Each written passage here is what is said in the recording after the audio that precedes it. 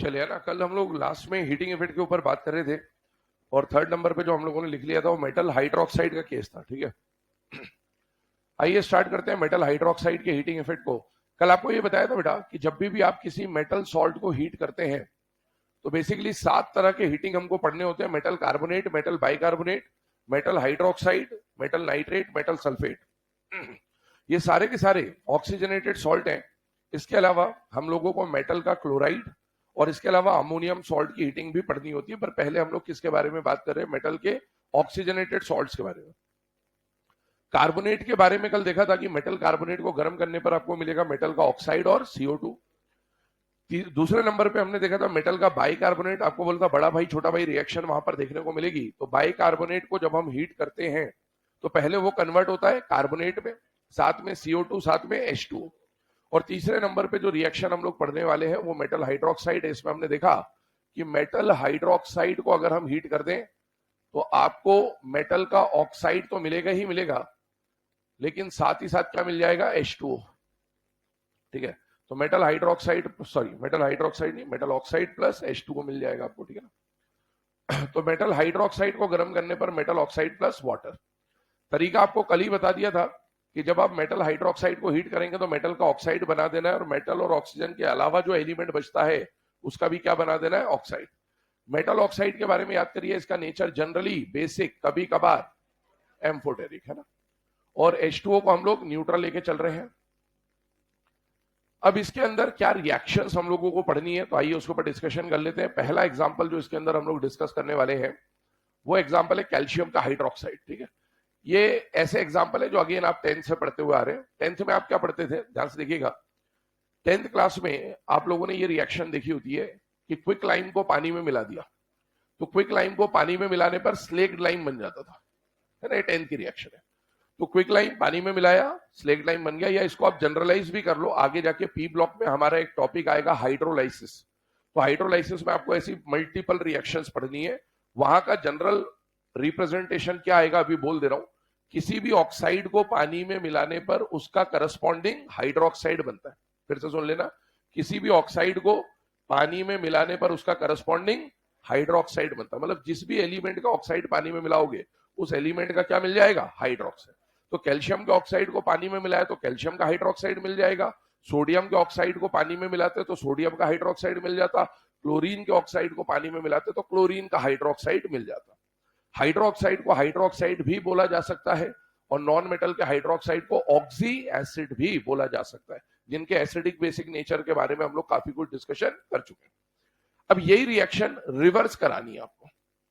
जब आप calcium hydroxide या किसी मेटल के हाइड्रोक्साइड को गर्म कर दोगे ना तो वापस आ जाएगा इस डायरेक्शन में, और इस डायरेक्शन में वापस आएगा तो मेटल हाइड्रोक्साइड गर्म होने पर मेटल ऑक्साइड और क्या दे देगा? वाटर। यही बात हम यहां डिस्कस कर रहे हैं कि जब मेटल हाइड्रोक्साइड को हीट करा तो मेटल ऑक्साइड और वाटर दे देगा। तो कैल्शियम हाइड्रोक्साइड को हीट करा तो कैल्शियम का ऑक्साइड प्लस वाटर मिल जाएगा। मान लीजिए हम लोग कॉपर के हाइड्रोक्साइड को हीट करते हैं तो कॉपर हाइड्रोक्साइड को हीट करने पर, किसी भी मेटल के हाइड्रोक्साइड को हीट करने पर उसका ऑक्साइड और साथ में क्या मिल जाएगा? वाटर। और तीसरे नंबर पे एक रिएक्शन हम लोग ले रहे हैं। मान लीजिए आपको दिया जाता बेटा CuCO3 डॉट CuOH ट्वाइस, ठीक है, और इसको आप हीट करते हैं। ध्यान से देखिएगा, कल हम लोगों ने जितने भी कंपाउंड हीट करे या अभी भी जितने देखे इससे पहले तक, वो सब सिंगल कंपाउंड की हीटिंग थी। यहां पर आप देखिए डॉट वाला कंपाउंड है, डॉट वाला कंपाउंड है मतलब डबल सॉल्ट है। अब डबल सॉल्ट को हीट करने का पैटर्न क्या रहेगा वो समझिएगा। जब आप इसको हीट करेंगे तो आपको इंडिविजुअल हीटिंग लगानी पड़ेगी। इंडिविजुअल हीटिंग लगाने का मतलब इसको इंडिविजुअली हीट करते हुए सोचिए क्या कि भाई क्या है ना, क्या प्रोडक्ट मिलेंगे, और इसको इंडिविजुअल हीटिंग लगाते वक्त आप सोचिए कि भाई क्या प्रोडक्ट बन रहा होगा। जैसे ये कॉपर कार्बोनेट को जब आप हीट कर रहे हो तो क्या ये मेटल कार्बोनेट है या नहीं? ये बेटा है। और मेटल कार्बोनेट को हीट करने पर क्या मिलता है? मेटल का ऑक्साइड और CO2। फिर इस पे आइए, ये मेटल का हाइड्रोक्साइड है और मेटल हाइड्रोक्साइड को हीट करने पर क्या मिलता है? Metal oxide plus water. तो भैया मेटल ऑक्साइड तो दोनों में कॉमन था, इसलिए हमने एक ही बार CuO लिखा, लेकिन एक के साथ हीट करने पे कार्बोनेट मिला, एक के साथ हीट करने पे वाटर मिला। ये जो कंपाउंड अभी आपके सामने लिखा है इसको मैलेकाइट ग्रीन बोला जाता है। कॉपर की ओर है, नाम पता होना चाहिए मैलेकाइट ग्रीन, या फिर इसका एक और नाम होता है बेसिक कॉपर कार्बोनेट। तो पहले काम करें, ये रिएक्शन लिख लें, इस पे कुछ चर्चा हमें करनी है। कि भाई ये मैलेकाइट ग्रीन क्या है, इसके ऊपर थोड़ा सा पॉइंट डिस्कस करेंगे, पहले लिख लीजिए फटाफट। तो किसी भी मेटल हाइड्रोक्साइड को हीट करने पर मेटल ऑक्साइड प्लस वाटर आपको मिल जाएगा। बाकी acidic, basic, neutral, amphoteric nature जो है वो हमें जानकारी में होना चाहिए।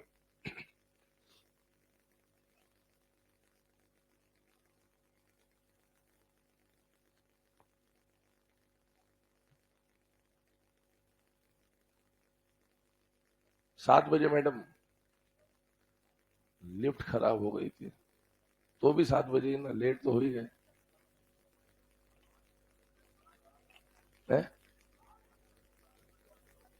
बारिश हो रही है?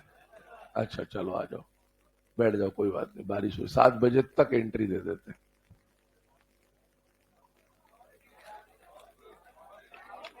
बुला लो ना, आ जाओ भाई, जो बाहर है आ जाओ। हाँ आ जाओ, आ जाओ, जो विपरीत परिस्थितियों में रूल में संशोधन किया जा सकता है।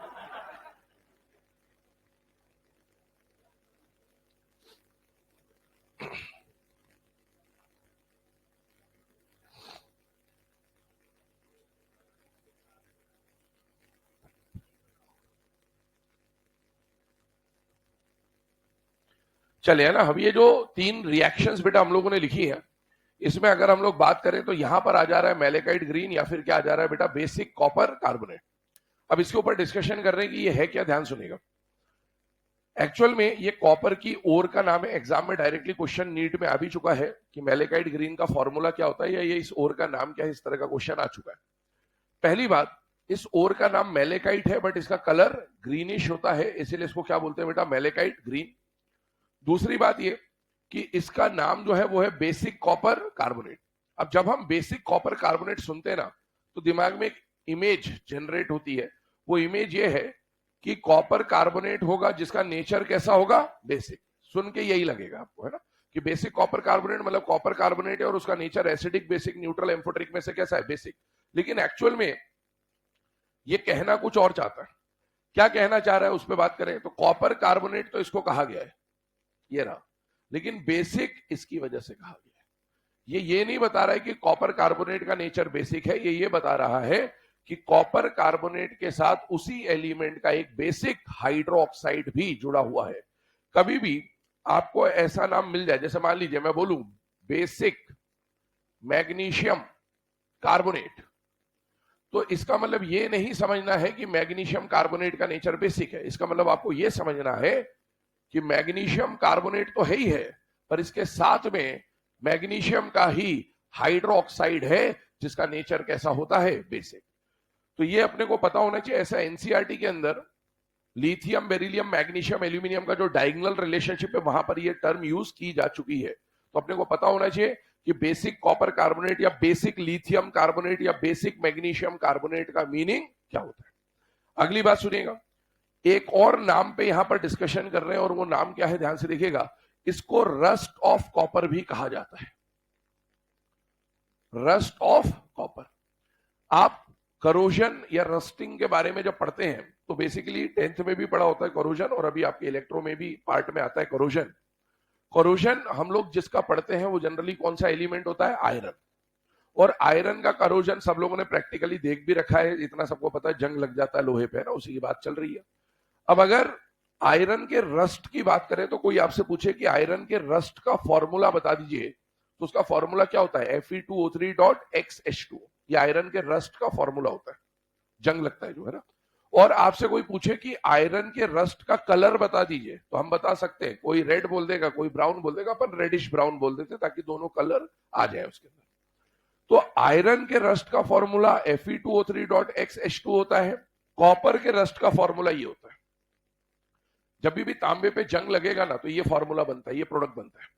और कॉपर पे जब जंग लगता है तो जैसे आयरन के रस्ट का कलर रेडिश ब्राउन होता है, कॉपर के रस्ट का फॉर्मूला या कलर ग्रीन होता है। कभी किसी ने तांबे की अंगूठी या कड़े पहने हो तो आप देखोगे लंबे समय के बाद ग्रीनिश हो जाता है, अंगूठी आपकी जो उंगली है वहां पर ग्रीनिश हो जाएगा, या अंगूठी के अंदर का पार्ट ग्रीनिश हो जाएगा, वो यही होता है बेटा। ये प्रोडक्ट बनता है। कॉपर को जब भी किसी मेटल को लंबे समय तक मॉइस्चर और एयर के कांटेक्ट में आने दिया जाता है तो कोई ना कोई एक प्रोडक्ट बनता है जो कि उसके रस्ट को इंडिकेट करता है, और कॉपर का रस्ट ही होता है, तो इसको रस्ट ऑफ कॉपर भी बोल सकते हैं। मतलब ये क्वेश्चन आपको इलेक्ट्रो में भी दिया जा सकता है कि आयरन के रस्ट के बारे में तो हर कोई जानता है, कॉपर का रस्ट पूछ लिया तो निपट जाएगी फाइल, ठीक है ना, तो ध्यान रखिएगा। अब आगे बढ़े, एक पॉइंट और इसमें डिस्कस कर रहे हैं, ध्यान सुनिएगा। कैल्शियम हाइड्रोक्साइड, जैसे आपको बोला मैंने, CaO का नाम क्या होता है बेटा, क्विक लाइन, है ना, अभी हमने इंडिकेट किया था। CaO का नाम, COH ट्वाइस का नाम क्या हो जाएगा, कैल्शियम हाइड्रोक्साइड तो है ही है। स्कूल का नाम बताओ क्या हो जाएगा, स्लेक्ड लाइम। क्या कभी आपने लाइम वाटर नाम भी सुना हुआ है? यस। तो इसी को स्लेक्ड लाइम बोलते हैं और इसी को क्या बोल देते हैं, लाइम वाटर। नहीं, थोड़ा सा अंतर है, ध्यान सुनिएगा। स्लेक्ड लाइम के बारे में जब हम चर्चा कर रहे हैं ना, तो ध्यान से समझिएगा। कैल्शियम हाइड्रोक्साइड जो होता है, इसी को क्या बोला जाता है, स्लेक्ड लाइम। कुछ पॉइंट बता रहा हूं, ध्यान सुनना। स्लेक्ड लाइम कहने का मतलब क्या, स्लेकिंग का मतलब होता है एडिशन ऑफ वाटर। स्लेकिंग का मतलब क्या होता है, एडिशन ऑफ वाटर। आपके पास क्विक लाइम था, इस क्विक लाइम में जब आपने वाटर ऐड किया तो हम क्या बोल रहे हैं कि हम क्विक लाइम का क्या कर रहे हैं, स्लेकिंग। और जब आप क्विक लाइम की स्लेकिंग करते हैं तो जो प्रोडक्ट आपको ऑब्टेन होता है, तो लाइम को स्लेक करने से जो प्रोडक्ट मिलता है उसको क्या बोला जाता है, slaked lime. The process of addition of water is known as slaking of lime, या स्लेकिंग बोलते हैं। तो लाइम को स्लेक करके आपने जो प्रोडक्ट बना दिया उसको क्या बोल दिया, स्लेक्ड लाइम। लेकिन जब भी आप पानी ऐड कर रहे हो, तो पानी आप कितना ऐड कर रहे हो वो भी मैटर करेगा। आप लोग सरफेस केमिस्ट्री जो आपके सिलेबस 12th में चैप्टर हुआ करता था, या इवन ये जो बात मैं कर रहा हूं ये आपने 9th में भी पढ़ी होती है, तो 9th में आपको बताया जाता है सॉल्यूट और सॉल्वेंट को जब आपस में मिक्स किया जाता है तो 3 तरह के सॉल्यूशन बन सकते हैं, ट्रू सॉल्यूशन, एक कोलॉइडल और एक सस्पेंशन। 3 नाम कम से कम पता होते हैं पार्टिकल साइज पे, ब्राउनियन मूवमेंट, टिंडल इफेक्ट वगैरह वगैरह, ठीक है ना। तो आइए, जब हम स्लेक्ड लाइम के बारे में बात कर रहे हैं, तो आपने जब पानी मिलाया तो 2 पॉसिबिलिटी निकल के आती है कि या तो पानी मिलाने पर इसका सस्पेंशन बन जाए, मतलब आपने पानी थोड़ा बहुत कम मिलाया तो थोड़ा गाढ़ा मिक्सचर बन जाए, सस्पेंशन बन जाए, और या फिर इसका ट्रू सॉल्यूशन बन जाए। ट्रू सॉल्यूशन को हम लोग यहां पर क्या नाम दे रहे हैं, एक्वस सॉल्यूशन। स्लेक्ड लाइम के एक्वस सॉल्यूशन को बोला जाता है लाइम वाटर, है यही। इसको आप स्लेक्ड लाइम भी बोल सकते हो और इसको आप लाइम वाटर भी बोल सकते हो, है COH ट्वाइस ही। लेकिन CaOH ट्वाइस का जो एक्वस सॉल्यूशन होगा उसको क्या बोला जाएगा, लाइम वाटर। लेकिन CaOH ट्वाइस का या स्लेक्ड लाइम का जो सस्पेंशन होगा उसे बोला जाता है मिल्क ऑफ लाइम। तो तीनों, ये भी CaOH ट्वाइस को इंडिकेट कर रहा है, ये भी CaOH ट्वाइस को इंडिकेट कर रहा है, और ये भी CaOH ट्वाइस को इंडिकेट कर रहा है। लेकिन स्लेक्ड लाइम ये भी है, स्लेक्ड लाइम ये भी है, लेकिन स्लेक्ड लाइम का अगर आप पूरा एक्वस सॉल्यूशन बना दोगे, ट्रू सॉल्यूशन बना दोगे, तो उसको क्या नाम दिया गया है, लाइम वाटर। लेकिन अगर आप उसका थोड़ा सा सस्पेंशन टाइप का सॉल्यूशन बना देंगे तो उसको क्या बोला जाता है, मिल्क ऑफ लाइम। तो ये पॉइंट हमें पता होना चाहिए, एनसीईआरटी एस ब्लॉक में लिखा हुआ है, क्वेश्चन आ भी चुका है इसके ऊपर। तो कभी डायरेक्टली नेम के ऊपर क्वेश्चन आ जाए तो अपने को जानकारी होनी चाहिए। सस्पेंशन बन जाए तो मिल्क ऑफ लाइम, और ट्रू सॉल्यूशन बन जाए तो lime water. Lime water, water सुन के समझ में आ जाना चाहिए कि एक्वस सॉल्यूशन की बात हो रही है।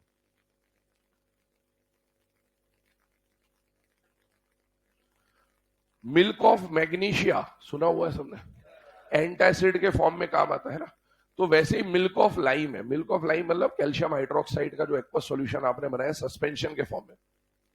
तो मिल्क ऑफ मैग्नीशिया जो होता है वो भी सस्पेंशन ही होता है बेसिकली, और मिल्क ऑफ लाइम भी सस्पेंशन होता है।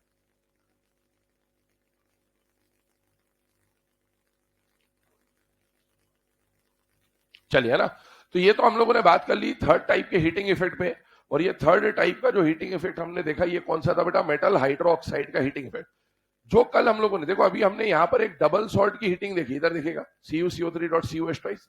मान लीजिए आपको ऐसे ही एक डबल सॉल्ट दे देता MgCO3.CaCO3, ये भी एक ओर है, कार्बोनेट ओर है, इसका नाम होता है डोलोमाइट। ध्यान से देखिए, MgCO3.CaCO3, इसका आप हीटिंग लगा रहे हैं और इस कंपाउंड को क्या बोला जाता है, डोलोमाइट। जब भी डॉट वाले कंपाउंड आ जाए तो इस पे हीटिंग कैसे लगाना है, इंडिविजुअल हीटिंग लगाना है। इंडिविजुअल हीटिंग लगाने का मतलब है पहले इस पे हीटिंग लगा दीजिए, फिर इस पे हीटिंग लगा दीजिए। ये भी मेटल का कार्बोनेट है, ये भी मेटल का कार्बोनेट है। मेटल के कार्बोनेट CO2। सिमिलरली इसको जब हीट करेंगे तो भी क्या मिलेगा बेटा, मेटल का ऑक्साइड और CO2। सो CO2 तो दोनों में कॉमन है, तो इसलिए एक ही बार लिख दिया। तो मैग्नीशियम का ऑक्साइड मिल जाएगा, कैल्शियम का ऑक्साइड मिल जाएगा, और दोनों से क्या मिल जाएगा, CO2। तो ये भी आप चाहो तो लिख लो, चाहो तो कार्बोनेट वाले सेक्शन में लिख लो, चाहे मार्जिन में लिख लो कि भाई डबल सॉल्ट को जब आप हीट करते हैं तो उस पर इंडिविजुअल हीटिंग लगानी होती है, जो कि अभी हमने मैलेकाइट में भी देखा और डोलोमाइट।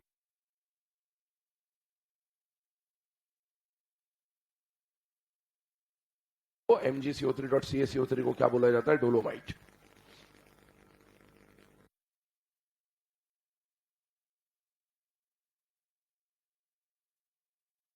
यहां पर अभी हम लोगों ने 3 सॉल्ट्स की हीटिंग के बारे में बात कर ली कि भाई मेटल कार्बोनेट, मेटल बाइकार्बोनेट और मेटल हाइड्रोक्साइड का क्या होता है। अब आगे बढ़ते हैं अगले हीटिंग की तरफ।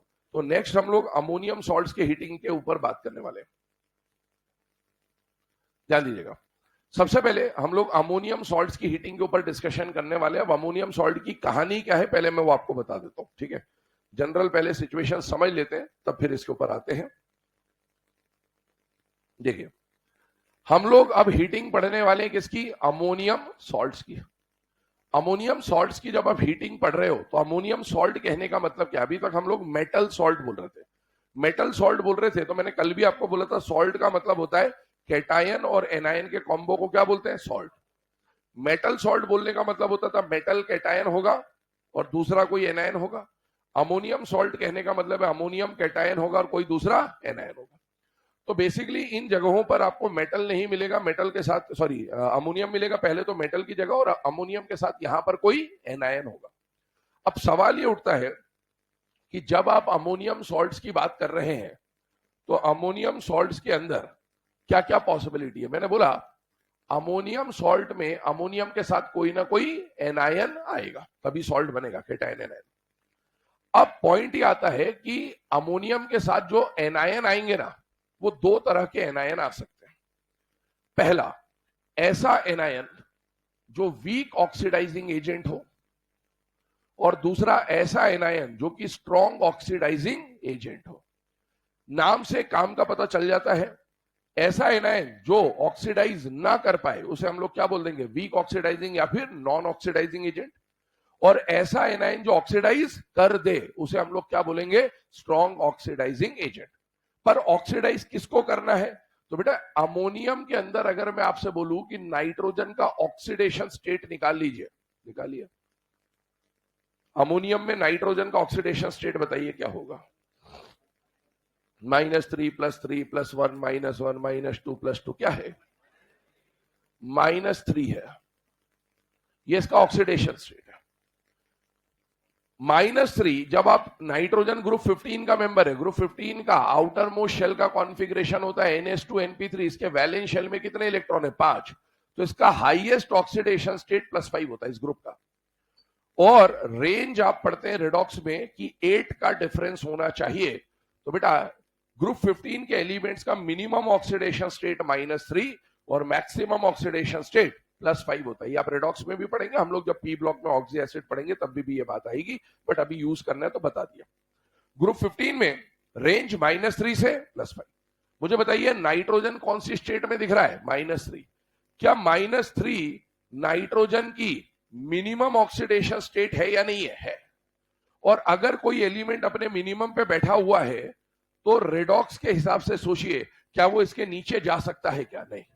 मतलब अगर नाइट्रोजन को रिडॉक्स करना है तो नाइट्रोजन के पास केवल एक ही रास्ता है कि उसको यहां से ऊपर जाना पड़ेगा। और नाइट्रोजन ऊपर जाएगा तो खुद का क्या होगा, ऑक्सीडेशन, और काम करेगा रिड्यूसिंग एजेंट की तरह। पर नाइट्रोजन को ऑक्सीडाइज करने के लिए कोई दूसरी स्पीशीज आनी चाहिए जो इसको ऑक्सीडाइज करेगी, इसको ऊपर पहुंचाएगा, और वो दूसरी स्पीशीज कहलाएगी ऑक्सीडाइजिंग एजेंट। और वो ऑक्सीडाइजिंग एजेंट की तरह काम करने के लिए यहां पर कौन आने वाला है, एनायन।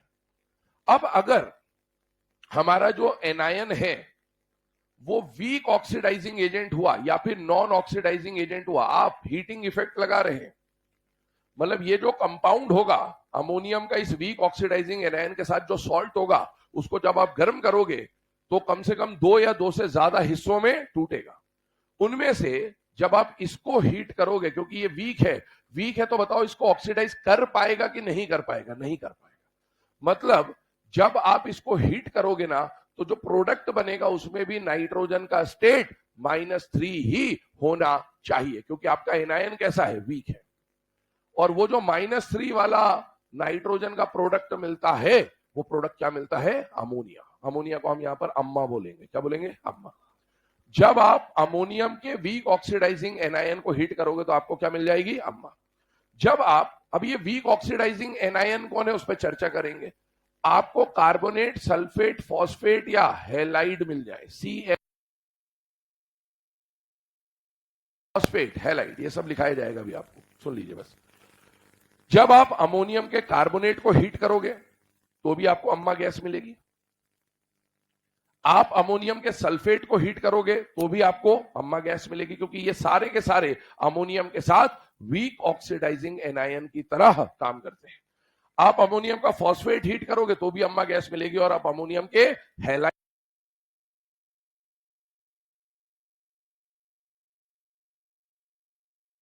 तो वही है, लेकिन हम लोग बात कर रहे हैं अबाउट डीकंपोजिशन। तो डीकंपोजिशन का मतलब है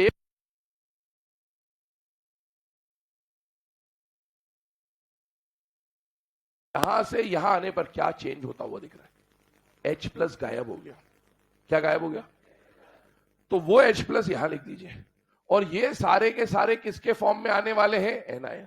बेटा वो जो H+ है वो इस A- के साथ जुड़कर एक प्रोडक्ट बना लेगा। और इसका मतलब, अब मैं अगर बोलूं कि अमोनियम कार्बोनेट को आपने हीट किया तो अम्मा गैस तो मिली, लेकिन दूसरा प्रोडक्ट कौन होगा? तो बेटा H+ के साथ कार्बोनेट जोड़ दीजिए। H+ जोड़ने का मतलब एसिड बना देना है। तो कार्बोनेट का जो एसिड बनाओगे, कार्बोनेट का फॉर्मूला क्या होता है? CO3 2-। कितने H+ जोड़ोगे? 2। प्रोडक्ट क्या बनेगा? H2CO3। सल्फेट ले लिया तो बताइए प्रोडक्ट क्या बनेगा? H2SO4। फॉस्फेट ले लिया तो H3PO4। हैलाइड ले लिया तो HX टाइप का कंपाउंड बन जाएगा। आगे आइए। पर हमें मेनली जो क्वेश्चन पूछा जाता है वो गैसियस प्रोडक्ट के बारे में पूछा जाता है, तो हमारे दिमाग में होना चाहिए कि अमोनियम सॉल्ट के वीक ऑक्सीडाइजिंग एनायन को हीट करने पर कौन सी गैस मिलती है? अम्मा गैस मिलती है। अम्मा गैस मतलब अमोनिया मिलता है। स्ट्रॉन्ग ऑक्सीडाइजिंग पे आइए। CSPX को छोड़कर कोई भी एनायन आ जाए तो आपको उसको क्या मान लेना है? Strong oxidizing anion. बात पे ध्यान देना, ये सारी बात किसके साथ चल रही है? अमोनियम के साथ। अमोनियम के अलावा आप एलिमेंट चेंज कर दोगे, मेटल चेंज कर दोगे तो कहानी बदल जाएगी, क्योंकि कौन किसके लिए स्ट्रांग है, कौन किसके लिए वीक है, वो ECS पे डिपेंड करता है। और आप अगर रेफरेंस चेंज कर दोगे तो कहानी भी बदलेगी, है ना। तो इसीलिए ध्यान रखना, ये सब अमोनियम के लिए बात करी जा रही है, इसको आगे दिमाग में मत लाइएगा। अमोनियम के साथ CSPX आ गया तो वीक की तरह काम करता है, और अमोनियम के साथ CSPX के अलावा कोई और आ जाए तो वो स्ट्रॉन्ग की तरह काम करता है। लेकिन सर अलावा में तो बहुत सारे आ सकते हैं, अपने को सिलेबस में 3 ही है केवल। आ जाए कोई भी चल जाएगा, लेकिन अपने को पढ़ना 3 ही है। एक तो डाइक्रोमेट आयन, एक नाइट्राइट आयन, और एक नाइट्रेट आयन। ये 3 आएंगे। मतलब अमोनियम का डाइक्रोमेट, अमोनियम का नाइट्राइट और अमोनियम का nitrate. Class 12 NCERT P block group 15 nitrogen family, वहां पर मेथड्स ऑफ प्रिपरेशन आपको अगर याद हो तो अमोनिया की प्रिपरेशन आपके सिलेबस में होती है, ठीक है। फॉस्फीन की प्रिपरेशन होती है, इसके अलावा नाइट्रोजन के ऑक्साइड्स की प्रिपरेशन आपके सिलेबस में होती है, और नाइट्रोजन की खुद की भी प्रिपरेशन आपके सिलेबस में होती है। अगर आपको कभी पता हो, 12th बोर्ड में बहुत बार ये क्वेश्चन आता है, प्योरेस्ट नाइट्रोजन कहां से मिलती है? अजाइड से। वहीं पर नाइट्रोजन में अजाइड के अलावा 2 और रिएक्शन लिखिए, ये दोनों रिएक्शन वही है, और ये नाइट्रोजन के ऑक्साइड का जो टेबल है एनसीईआरटी में, वहां लिखी हुई रिएक्शन है। मतलब ये सब आपके सिलेबस की है और सब आ सकता है। ध्यान सुनिएगा, यहां पर अगर हम लोग बात करें तो स्ट्रॉन्ग ऑक्सीडाइजिंग एनायन में ये आ गया। आप देखो ध्यान से सुनना, जब आप स्ट्रॉन्ग ऑक्सीडाइजिंग एनायन ले रहे हो, इसका मतलब क्या निकला कि ये एनायन बताइए नाइट्रोजन को ऑक्सीडाइज कर पाएगा कि नहीं कर पाएगा? कर पाएगा। ये तो ऑक्सीडाइज नहीं कर पा रहा था, इसलिए -3 से -3 का ही प्रोडक्ट मिला, अम्मा मिला, लेकिन ये नाइट्रोजन को ऑक्सीडाइज कर देगा। अब ऑक्सीडाइज कर देगा तो नाइट्रोजन के पास तो रेंज -3 से +5 तक जाने की है, जाएगा कहां तक ये समझना है हमें। तो बेटा जब ये ऑक्सीडाइज करेगा तो आपको 2 प्रोडक्ट मिल सकते हैं, या तो नट्टू काका मिलेंगे या फिर हंसी मिलेगी। क्या सुनेगा?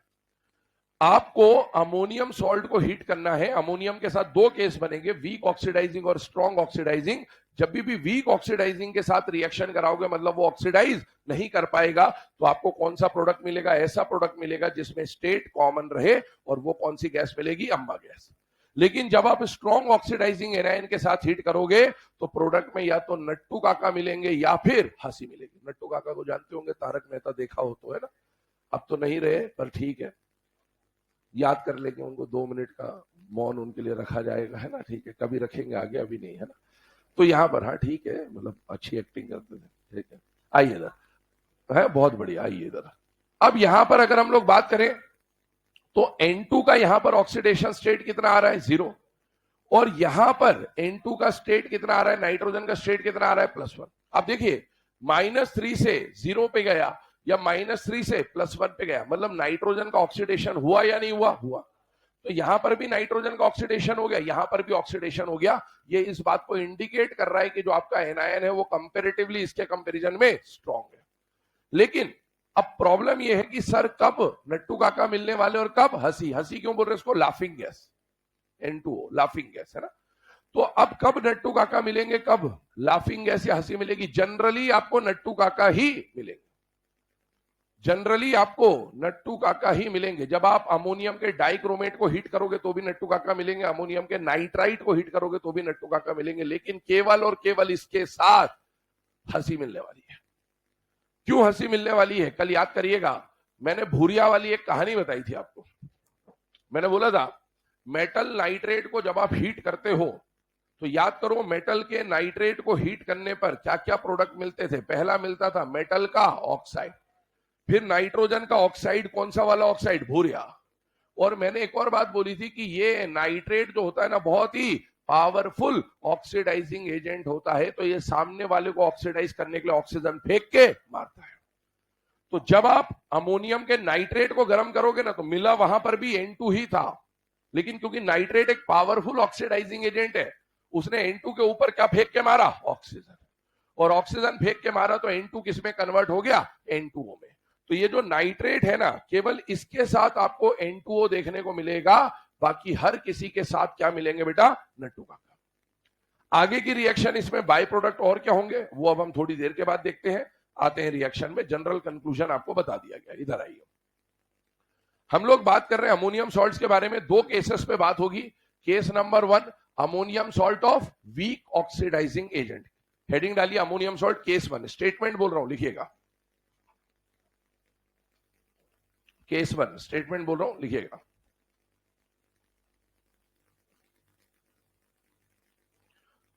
when ammonium salts of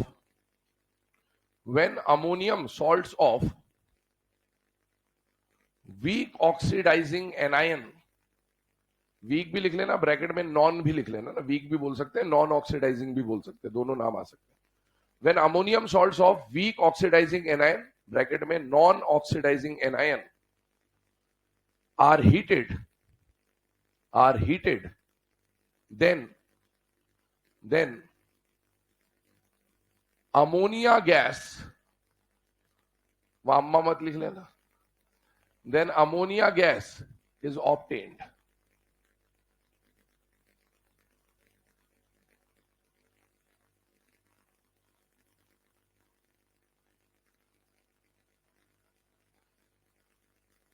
ठीक है। अब ये एक जनरल रिप्रेजेंटेशन ध्यान से देखिएगा, आपके सामने लिखा हुआ है ammonium salts of weak oxidizing anion. Weak oxidizing anion किसको माना है बेटा? CSPX को। CSPX कहने का मतलब कार्बोनेट, सल्फेट, फॉस्फेट और हैलाइड। इनको जब भी आप हीट करोगे तो आपको जो प्रोडक्ट मिलेगा उसमें नाइट्रोजन का स्टेट जो था वही मिलेगा, क्योंकि ये वीक ऑक्सीडाइजिंग एनायन की तरह काम कर रहे हैं। इसमें से 4 एग्जाम्पल है, 4 में से 3 एग्जाम्पल आपके सामने लिखे हुए हैं। पहली बार हम लोग किसको हीट करने जा रहे हैं? अमोनियम के कार्बोनेट को, फिर अमोनियम के सल्फेट को, फिर अमोनियम के हैलाइड को। हैलाइड में मैंने क्लोराइड ले लिया है। अब मुझे बताइए, जब एरो एग्जाम में ऐसा क्वेश्चन दिखा, आपको एरो दिखा, ध्यान से सुनना और समझना बात को, है ना, एग्जाम में यहां कंफ्यूज नहीं होना। एरो पे हीट का साइन दिखा, मतलब इतना समझ में आ गया कि हीट से रिलेटेड कोई बात है। रिएक्टेंट में एक कंपाउंड है या एक से ज्यादा है? एक है। तो जब भी आप एक कंपाउंड को हीट करोगे तो इसको हम डीकंपोजिशन मानते हैं कि एक को दो या दो से ज्यादा में ब्रेक करने को डीकंपोजिशन बोलते हैं, और डीकंपोज करने के लिए आप किसका इस्तेमाल कर रहे हो, हीट का, तो इसे बोला जाएगा थर्मल डीकंपोजिशन। तो ये सब थर्मल डीकंपोजिशन की कहानी है। और थर्मल डीकंपोजिशन में कल भी मैंने बोला था दो तरह की कंडीशन आएगी, या तो मेटल का सॉल्ट आएगा या फिर अमोनियम का सॉल्ट आएगा।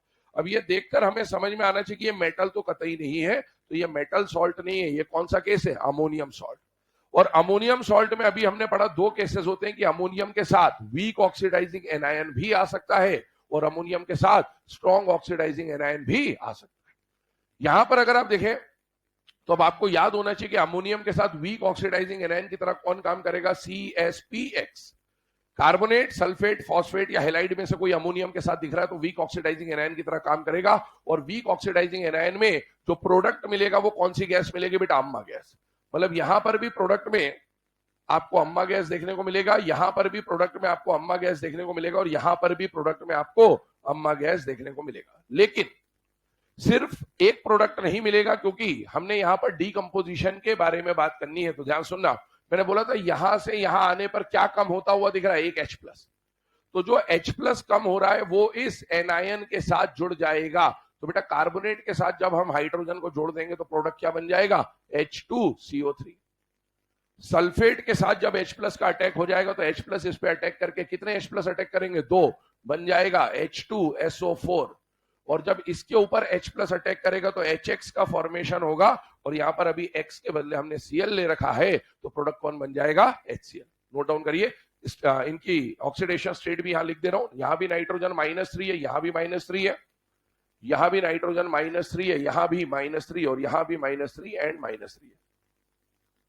अच्छा एक बात और देख लो यहां पर, है ना, इस रिएक्शन में एक पॉइंट और है, वो समझा दे रहा हूं आपको। एनसीईआरटी के अंदर ये रिएक्शन जो है ना, ये आपको सॉल्ट में भी काम आती है, पर एनसीईआरटी में ये रिएक्शन जब लिखा हुआ है ना, तो ये लिखा हुआ है अमोनिया वाली जगह पे, ग्रुप 15, और अमोनिया की प्रॉपर्टीज में लिखा हुआ है। क्या लिखा हुआ है, ध्यान सुनना। मुझे बताओ अमोनिया एसिड है या बेस है, अमोनिया इज अ बेस, और ये सारे के सारे क्या है, एसिड। तो बेसिकली एनसीईआरटी के अंदर इसको अमोनिया की प्रॉपर्टी में ऐसे दिखा रखा है, रिवर्स, कि जब भी अमोनिया किसी एसिड के साथ रिएक्शन करता है, एसिड बेस रिएक्शन होता है और उनके सॉल्ट का फॉर्मेशन होता है। तो सॉल्ट को हीट करोगे तो एसिड बेस में कन्वर्ट हो रहा है, और अगर इनकी डायरेक्ट आपस में रिएक्शन कराओगे तो इन सॉल्ट्स का फॉर्मेशन भी हो जाता है। तो इस फॉर्म में भी लिखा हुआ है, नोट डाउन करिए फटाफट।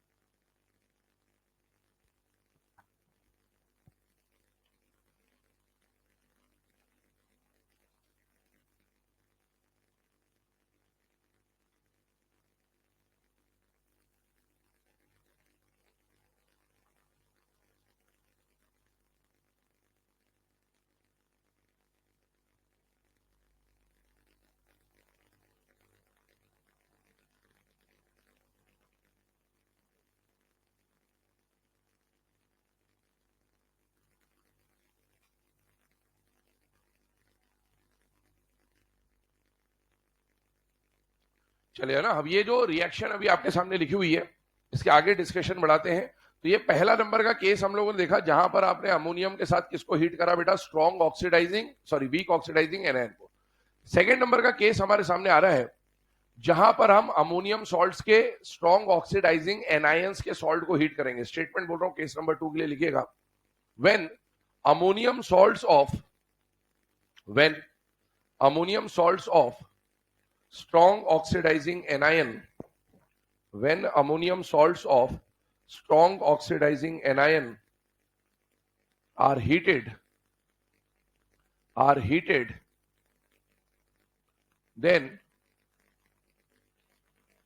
either N2 then either N2 or N2O is obtained, then either N2 or N2O is obtained.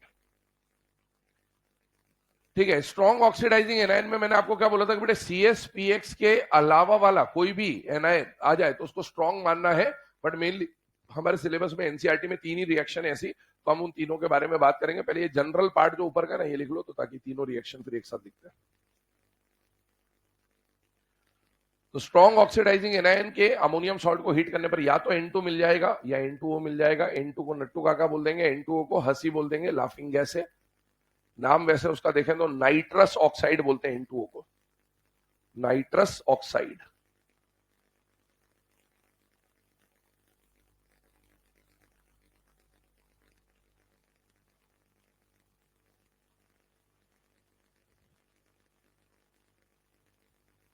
चलिए, है ना। अब यहां पर ध्यान से देखिएगा, 3 रिएक्शंस पे हम लोग बात करने वाले हैं। 3 रिएक्शंस के बारे में ध्यान से सुनिएगा और समझिएगा। बेटा ये जो रिएक्शंस आपके सामने आ रही है, इसमें आप देखिए तो हीटिंग इफेक्ट की जब हम बात कर रहे हैं तो हीट में आपको या तो मेटल सॉल्ट मिलेगा या अमोनियम सॉल्ट मिलेगा।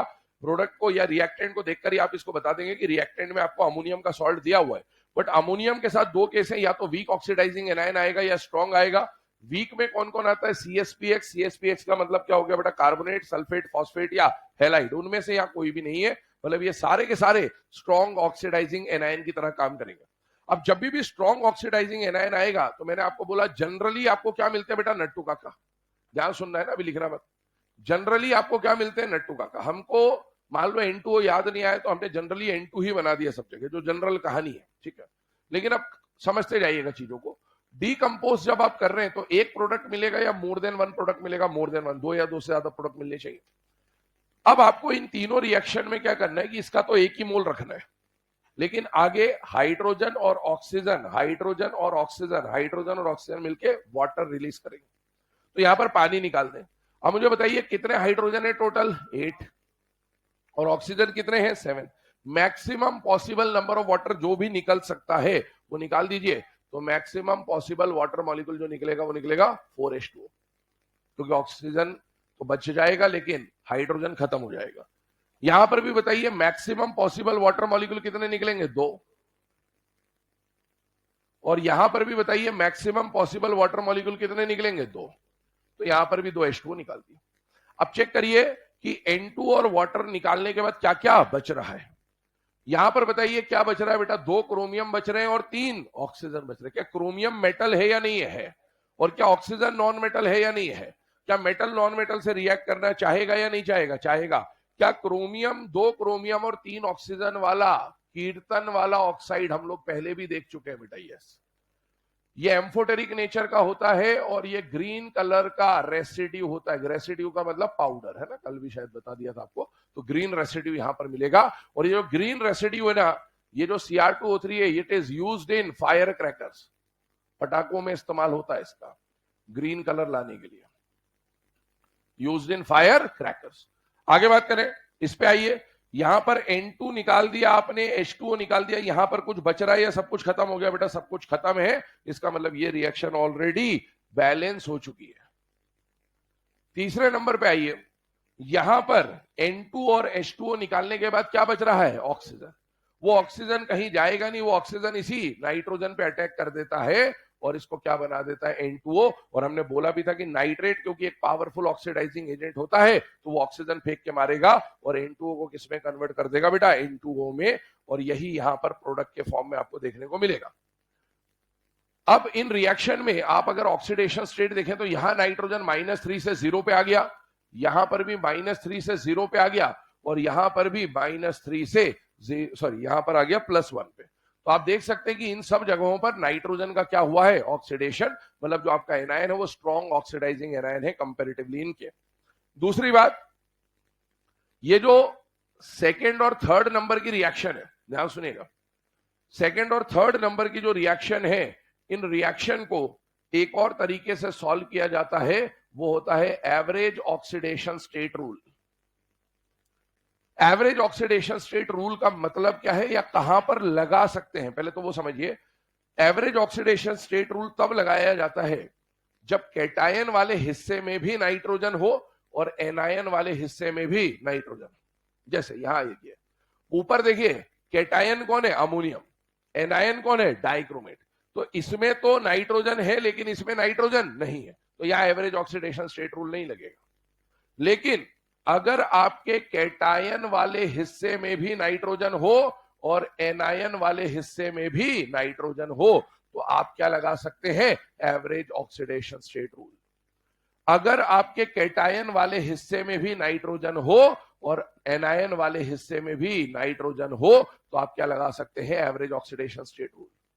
अब एवरेज ऑक्सीडेशन स्टेट रूल क्या बोलता है कि कैटायन वाले नाइट्रोजन का स्टेट निकालो, एनायन वाले नाइट्रोजन का स्टेट निकालो। तो कैटायन के नाइट्रोजन की स्टेट तो ऑलरेडी -3 लिखी हुई है हमने। एनायन वाले नाइट्रोजन की स्टेट निकाले तो मुझे बताओ, अगर आपको बोले कोई कि NO2- में नाइट्रोजन की स्टेट निकाल दो या NO3- में नाइट्रोजन की स्टेट निकाल दो, तो क्या हम ये स्टेट निकाल पाएंगे बेटा? यस।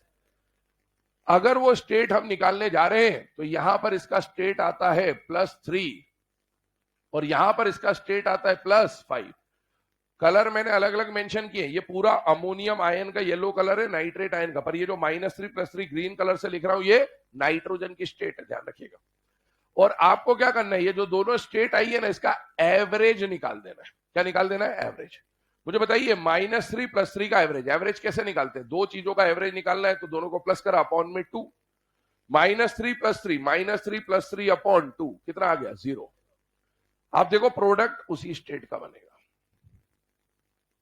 यहां पर आइए, -3 + 5, तो -3 + 5 मतलब 2 अपॉन में 2 कितना आया? 1। आप देखिए प्रोडक्ट उसी स्टेट का बनेगा।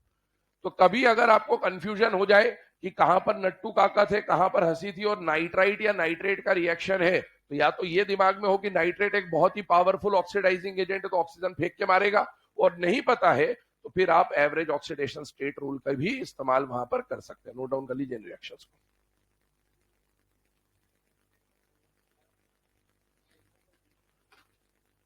क्या बोला था मैंने?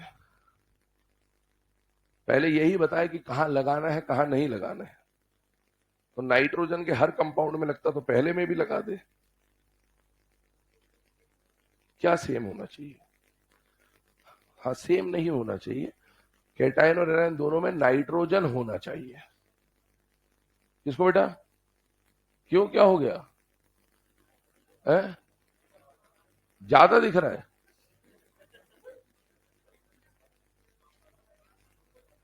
कभी तो तुम बोलते हो कि सर इसको जूम कर दो कि दिख नहीं रहा है, कभी बोलते हो सर इसको छोटा कर दो कि बहुत ज्यादा दिख रहा है। क्या हो गया?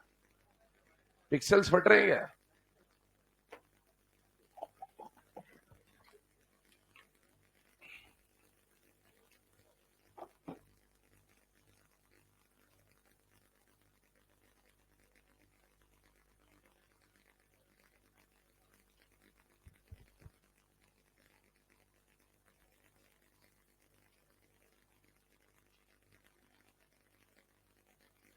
जो इनमें से शुरू की दो रिएक्शन है, इन दोनों को नाइट्रोजन के प्रिपरेशन के फॉर्म में भी यूज करते हैं।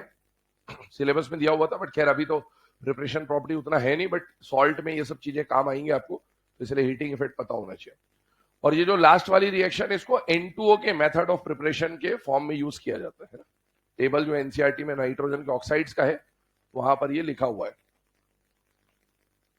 N2O को फिर से बोल दे रहा हूं, नाइट्रस ऑक्साइड बोला जाता है। साथ ही साथ इसका नाम क्या हो गया बेटा? Laughing gas. लाफिंग गैस क्यों बोलते हैं इसको? हाउसफुल देखी हुई है ना? तो वहां पर क्या होता है, इस गैस को सूंघ लेते तो अपने को क्या होता है? हंसी आने लगती है। ऐसा होता है क्या? पिक्चरों में पहले एक डिस्क्लेमर आता है, इसका हकीकत से, वास्तविकता से कोई लेना देना नहीं है। तो अगर आप अभी तक ये सोचते हैं कि लाफिंग गैस सूंघने से हंसी आती है, तो यकीन मानिए आप बन चुके हैं बेवकूफ। ठीक है? लाफिंग गैस से ऐसा कुछ भी नहीं होता। लाफिंग गैस डेंटिस्ट लोग यूज करते हैं। ठीक है? क्यों यूज करते हैं? ताकि आपका मुंह ज्यादा खुल सके। सही हो? ये लाफिंग गैस सूंघने से ये वाली जो मसल्स होती नहीं, ऐसे हो जाती है। ऐसे हो जाती है तो मुंह खोल के उनको जो काम करना है इधर टका टक टका टकने से तो काम आराम से हो जाता है उनका ना, इसलिए तो ये नहीं सोचें कि लाफिंग गैस सूंघने से हंसी आती है, ऐसा नहीं होता। चलिए, वो चेहरा वैसा बन जाता है जोकर जैसा, ये हो जाता है ऐसे, तो ऐसा लगता है कि हंस रहा है इंसान है, लेकिन होता नहीं ऐसा। चलिए आगे बात करते हैं, इसमें अगले केस की तरफ मूव करते हैं। हाँ भाई, दिख रहा है ये वाला? ठीक है, इतना कि और जूम करेंगे इसको? अब बताओ, मतलब तुम लोग अपने हिसाब से बताओगे तो सही है, चलेगा इतना? ठीक है। आइए यहां पर बात करें इसमें, तो मेटल नाइट्रेट, अब जिसको ज्यादा जूम करना है इधर आओ, फिर मैं जूम कराऊं। कौन है जूम वाला?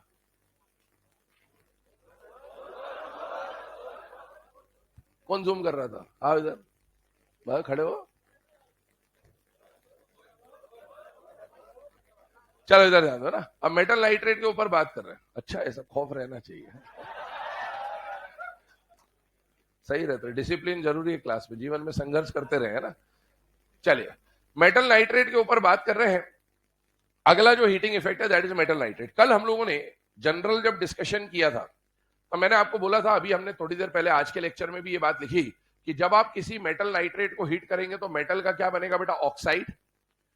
साथ ही साथ नाइट्रोजन का भी क्या मिलेगा ऑक्साइड पर? नाइट्रोजन के ढेरों ऑक्साइड में से मैंने बोला था कौन मिलेगा? भूरिया। और साथ ही साथ क्योंकि नाइट्रेट एक पावरफुल ऑक्सीडाइजिंग एजेंट, तो ये क्या फेंक के मारेगा? ऑक्सीजन। तो ये जनरल रिएक्शन है मेटल के नाइट्रेट्स की हीटिंग के, ठीक है, जनरल रिएक्शन है मेटल के नाइट्रेट्स की हीटिंग की।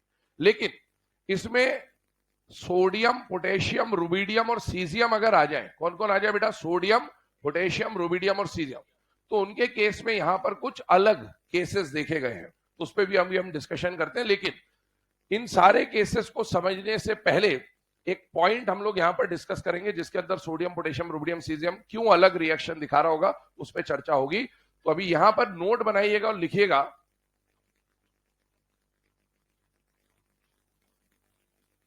पहला पॉइंट बनाइए, लिखिए, bicarbonates of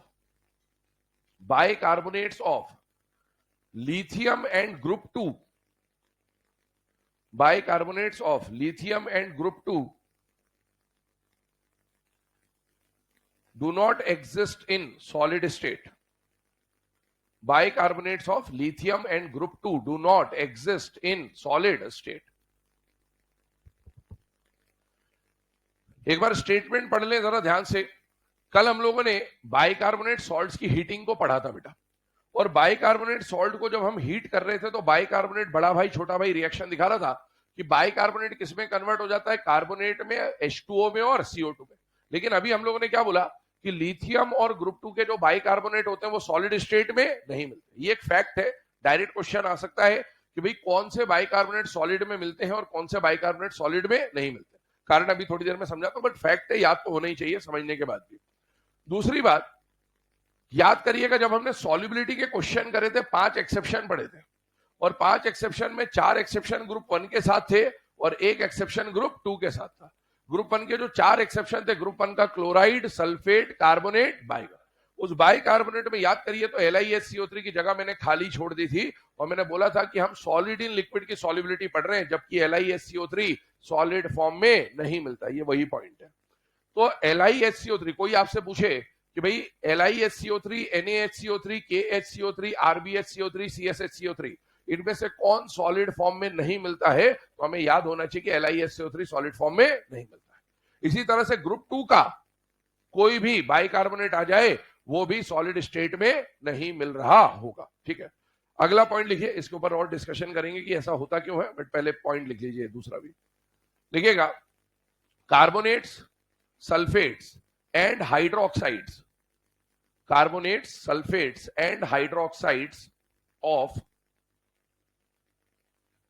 sulfates and hydroxides of sodium, potassium, rubidium, cesium. Carbonate, sulfate and hydroxides of sodium, potassium, rubidium, cesium do not decompose, but they melt. Do not decompose but they melt. अब ये जो अभी point लिखा है देखें, उसको ध्यान से सुनना और समझना इसके बारे में ना। पहला पॉइंट हमने क्या बोला कि लिथियम और ग्रुप 2 के जो बाई कार्बोनेट है ये आपको सॉलिड स्टेट में देखने को नहीं मिलते, मतलब या तो ये लिक्विड होंगे या तो ये गैस होंगे, लेकिन सॉलिड कतई नहीं होंगे।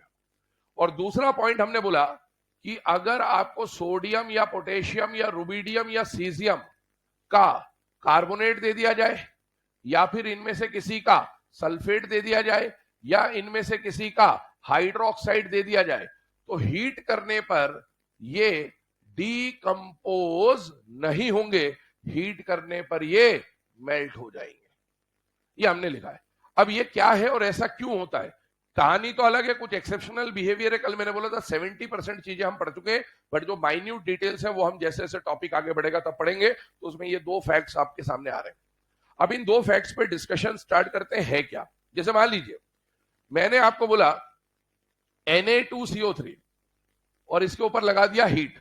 हमने कल पहला हीटिंग इफेक्ट पढ़ा था कि किसी मेटल कार्बोनेट को हीट करने पर क्या बनता है, मेटल का ऑक्साइड और CO2। मान लीजिए मैंने आपको बोला होता कि NaOH ये मेटल का क्या है, हाइड्रोक्साइड। मेटल के हाइड्रोक्साइड को हीट करने पर क्या मिलता है, तो मेटल का ऑक्साइड और वाटर। अभी तक हमने जो पढ़ा उसके हिसाब से ऐसा कुछ होना चाहिए था। सल्फेट अभी हमने पढ़ा नहीं, वो भी आगे आ जाएगा, लेकिन सल्फेट होता तो भी ऑक्साइड और SO3 मिलता, सूर्या भूरिया और सूर्या। ठीक है, ध्यान सुनो। अब सुनो इधर, Na2CO3 और NaOH के बारे में बात कर रहे हैं। आप अगर इसको ऐसे ब्रेक कर देंगे तो ये रिएक्शन पूरी तरह से गलत है। क्यों गलत है, क्योंकि अभी मैंने आपको बोला कि सोडियम पोटेशियम रुबिडियम सीजियम का अगर कार्बोनेट आ जाए या फिर उनका अगर सल्फेट आ जाए या फिर उनका हाइड्रोक्साइड आ जाए तो वो डिकम्पोज ही नहीं होते। अगर डिकम्पोज नहीं हो रहे इसका मतलब है कि इन कंपाउंड की स्टेबिलिटी बहुत ज्यादा है। आप इसको टेम्परेचर देते जाओ देते जाओ देते जाओ, टूटने से पहले ही पिघल जाएगा, लेकिन टूटेगा नहीं। पुष्पा झुकेगा नहीं, ये साला टूटेगा नहीं। ध्यान सुनना, sodium potassium rubidium caesium Pushpa देख के आए थे, रूल पार्ट 2 है ना, देखने वाले हैं ये।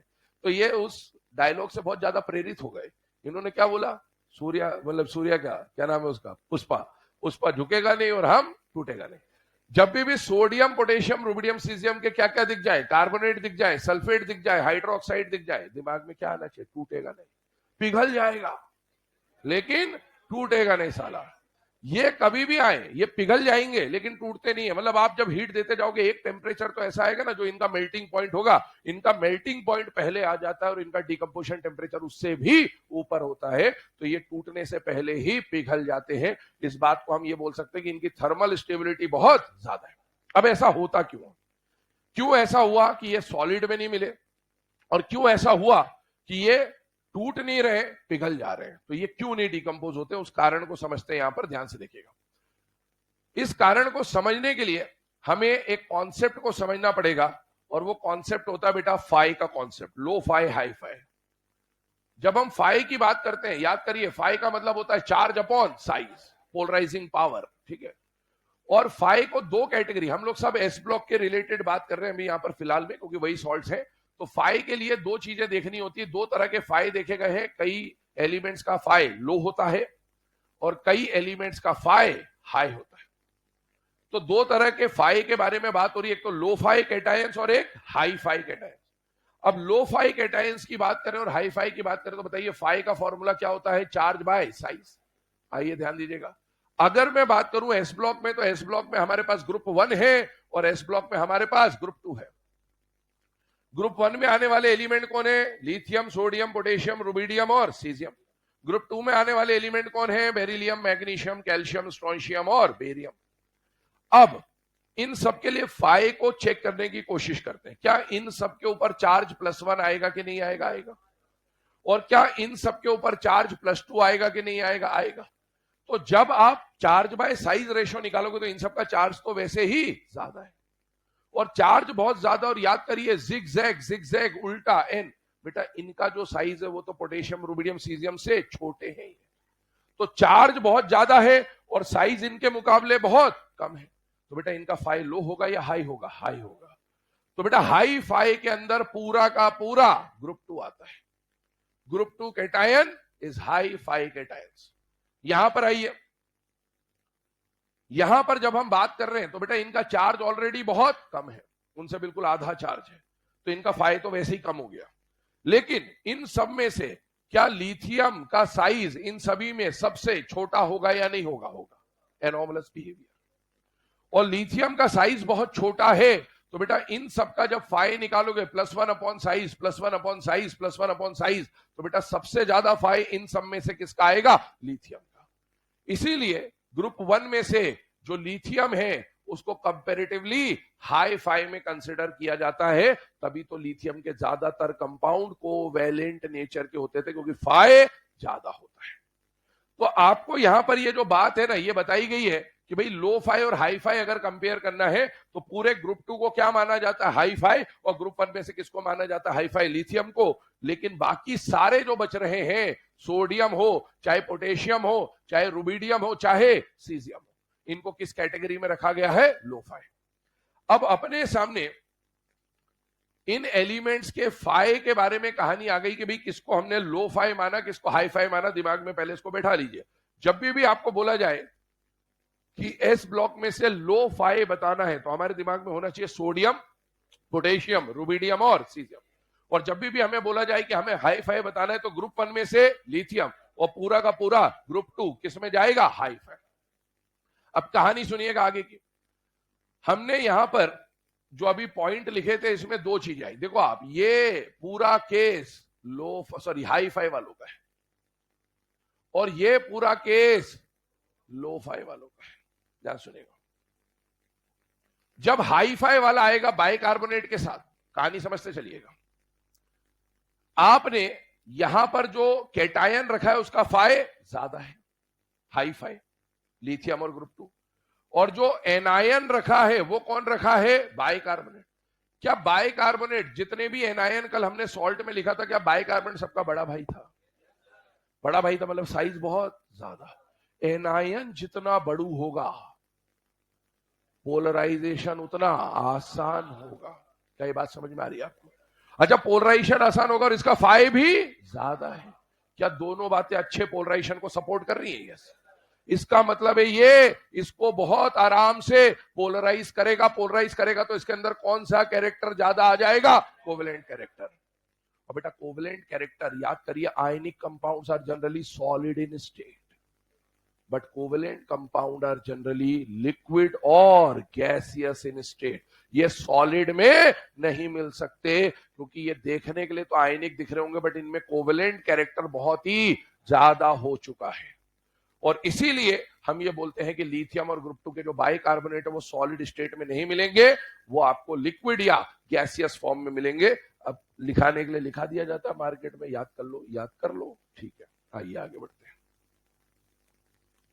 सेकेंड नंबर के केस पे आते हैं। सोडियम, पोटेशियम, रुबिडियम, सीजियम के कार्बोनेट, सल्फेट और हाइड्रोक्साइड टूटेगा नहीं, पिघल जाएगा। पुष्पा देख के आए थे, याद रखिएगा। इनके बारे में बात करें तो ये हाई फाई है या लो फाई है? Lo fi. अब लो फाई है तो पोलराइजेशन कम होगा, पोलराइजेशन कम होगा तो आयनिक कैरेक्टर डोमिनेट करेगा। अब आयनिक कैरेक्टर डोमिनेट करेगा तो यहां पर कहानी लैटिस एनर्जी की आ जाती है। किसकी आ जाती है? लैटिस। ध्यान से देखिएगा, मुझे बताइए, यहां पर इन सबको मैं कॉमनली m मान लेता हूं, है ना, क्योंकि इन सबके ऊपर जो चार्ज आएगा वो कैसा आएगा? +1 +1 +1 और +1। तो बेटा इनके ऊपर, सबके ऊपर चार्ज आ गया +1।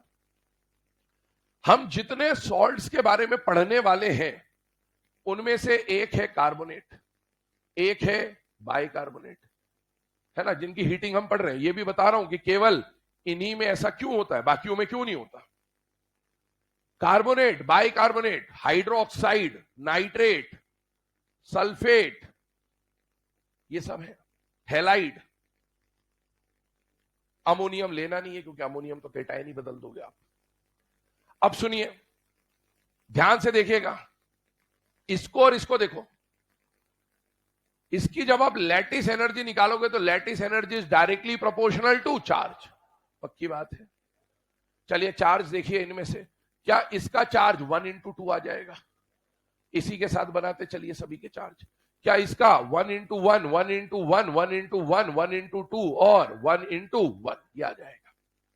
अब अगर सभी के चार्ज आपने देखे तो बेटा बताइए, चार्ज को देखकर क्या आप ये बता सकते हो कि इसकी लैटिस एनर्जी और इसकी लैटिस एनर्जी ज्यादा है या कम है? ज्यादा। बाकी सब तो 1:1 है या 1:2 है। इसका मतलब मेटल का कार्बोनेट और मेटल का सल्फेट की लैटिस एनर्जी इन सभी में सबसे ज्यादा है। लैटिस एनर्जी ज्यादा है तो टूटेगा नहीं, पिघल जाएगा। लेकिन अब एक और चीज लिखाई गई है, हाइड्रोक्साइड। अगर चार्ज सेम हो जाते हैं तो अगला फैक्टर साइज। और बेटा हाइड्रोक्साइड आयन छोटा आयन है, क्योंकि हैलाइड में तो आप क्लोराइड, ब्रोमाइड, आयोडाइड लोगे। छोटा आयन किसको बोलते हैं? 10 इलेक्ट्रॉन तक वाले को। तो बेटा अगर ये आपने, हमको हैलाइड में किसको पढ़ना है? क्लोराइड को पढ़ना है हमें, तो क्लोराइड 10 से ज्यादा इलेक्ट्रॉन है, ध्यान रखिएगा। मुझे बताइए, क्या इसका साइज छोटा है? हाँ। और साइज छोटा है तो इसका लैटिस भी मजबूत बनेगा, और लैटिस मजबूत बनेगा तो क्या बोलेगा? ये टूटेगा नहीं। इसका मतलब है मेटल का कार्बोनेट, सल्फेट और हाइड्रोक्साइड ने ये मान लिया है कि हम टूटेंगे नहीं। जरूरत आएगी तो पिघल जाएंगे लेकिन टूटेंगे नहीं। और इसी कहानी के चलते हुए ध्यान से देखिएगा, ये तो बहुत बड़ा एनायन है, भूल जाओ इसको। नाइट्रेट भी जो है ना, अभी हम मेटल नाइट्रेट पे आने वाले थे। मेटल के नाइट्रेट का भी लैटिस तो इसके बराबर ही है 1:1, लेकिन इसका साइज छोटा था, इसका साइज थोड़ा सा बड़ा है। और साइज थोड़ा सा बड़ा है तो ये टूट तो जाएगा, लेकिन टूटते वक्त ये थोड़े बहुत अलग सिचुएशन दिखाएगा, क्योंकि बाकी जो लैटिस पढ़ोगे आप उनके मुकाबले फिर भी इसका लैटिस थोड़ा बहुत तो मजबूत होगा। इसीलिए इसकी हीटिंग अलग अलग तरीकों से होती है। इनके लिए हम 2 डिफरेंट टाइप की हीटिंग्स के बारे में पढ़ेंगे, जो कि मैंने आपको यहां पर भी बोला था कि सोडियम, पोटेशियम, रुबिडियम, सीजियम के नाइट्रेट जो है वो कुछ अलग हीटिंग दिखाएंगे और बाकी सारे नाइट्रेट ये वाली हीटिंग दिखाएंगे।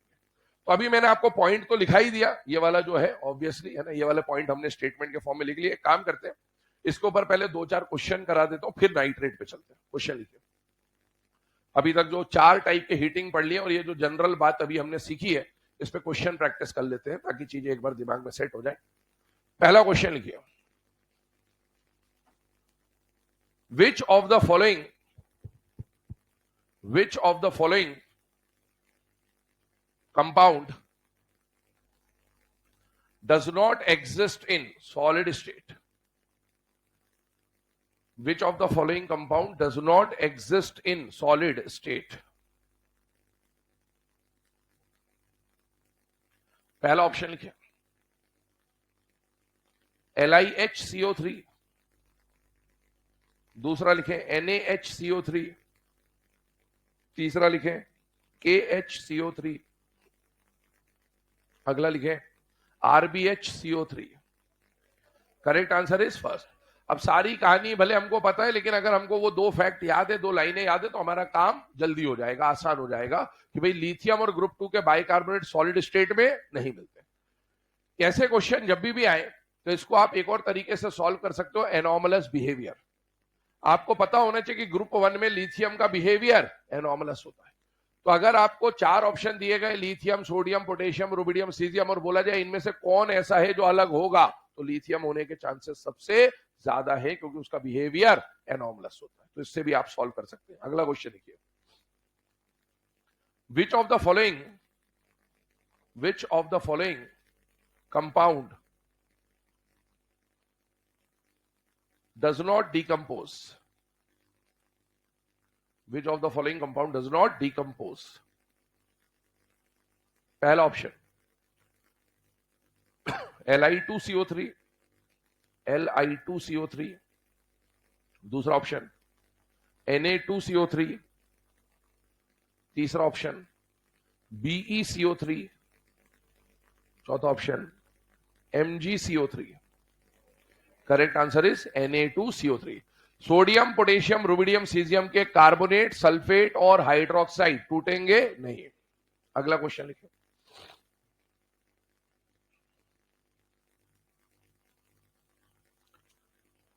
when a metal salt is heated, it decomposes When a metal salt is heated, it decomposes into two oxides. It decomposes into two oxides. One is basic and other is acidic. Determine the oxide. या identify the oxide. Sorry, oxide नहीं, identify the salt. Identify the salt. अच्छा मुझे बताइए, अभी जितना लिखा हुआ है उसके हिसाब से आपको बोला है कि एक सॉल्ट को आपने हीट किया, हीट करने पर कितने ऑक्साइड मिले? दो में से एक कैसा है? बेसिक, एक कैसा है? एसिडिक. कौन होगा वो? कार्बोनेट. ऑप्शंस लिखिए. पहला ऑप्शन CaCO3, दूसरा ऑप्शन ZnCO3, तीसरा ऑप्शन PbCO3. कार्बोनेट ही तो आंसर होगा. चौथा ऑप्शन ऑल ऑफ दीज. तो सिर्फ कार्बोनेट होने से काम नहीं चलेगा, सारे ही ऑप्शन कार्बोनेट है. आपको ध्यान देना है कि इस बार मेटल का ऑक्साइड का नेचर कैसा. एक तो एसिडिक बोला, एसिडिक तो मतलब पक्का CO2 ही होगा. अब मेटल का ऑक्साइड या तो बेसिक या फिर एम्फोटेरिक. और इस बार क्वेश्चन में क्या बोल रखा है? बेसिक. बेसिक बोलने का मतलब है आपको ऐसा ऑप्शन ढूंढना है जिस मेटल का ऑक्साइड बेसिक होगा. और आपको क्या क्या दे रखा है? कैल्शियम दे रखा है, जिंक दे रखा है और पीबी दे रखा है. जनाबे आली वाले में जिंक भी आ जाता है, पीबी आ जाता है. तो उन दोनों के ऑक्साइड तो एम्फोटेरिक होंगे. तो बेसिक केवल इनमें से एक है और वो कौन है? कैल्शियम का कार्बोनेट. क्वेश्चन लिखे अगला. A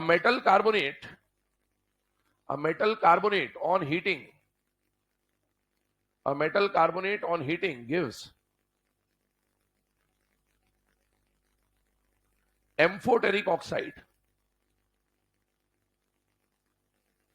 Identify the carbonate.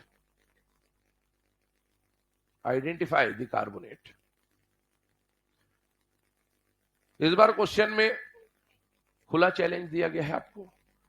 Direct सब कुछ बता दिया गया है. मेटल कार्बोनेट भी है, एम्फोटेरिक भी है, और बताइए कार्बोनेट कौन सा होगा, है ना. मतलब बना सकते हैं, ऐसे में क्या दिक्कत है. पहला क्वेश्चन लिखे, पहला ऑप्शन लिखे ZnCO3, अगला लिखे BeCO3, अगला लिखे PbCO3, अगला लिखे ऑल ऑफ दिस. यही है. ठीक है, तो इस तरह के क्वेश्चन फ्रेम किए जा सकते हैं. इसके बाद अगला क्वेश्चन लिखे, which of the following compound on heating produces laughing gas.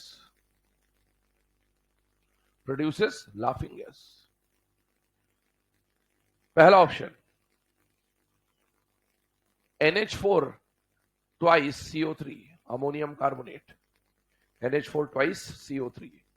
Second option NH4Cl. तीसरा option NH4NO2.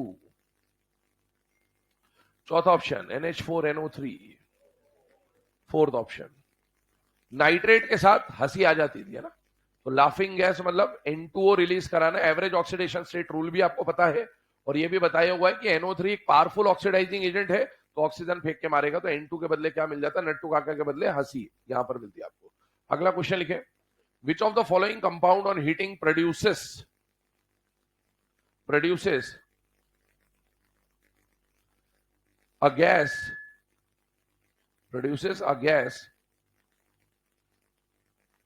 whose bond angle is 107 degree.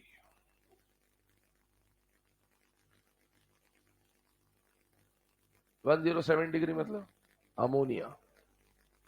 Ammonia है. ये ब्रैकेट में लिख ले अमोनिया. तुम्हें कितना भी आता हो, तुम्हें जब निपटाना होगा पेपर में कभी भी निपटाए जा सकते हो. ठीक है, क्योंकि चीजों को रिलेट किया जा सकता है ना बहुत आराम से. जैसे ऊपर आपने कार्बोनेट वाले क्वेश्चन लिख लिए. कार्बोनेट वाले में एसिडिक ऑक्साइड देने के बजाय बोल देगा gives a oxide which is sp hybridized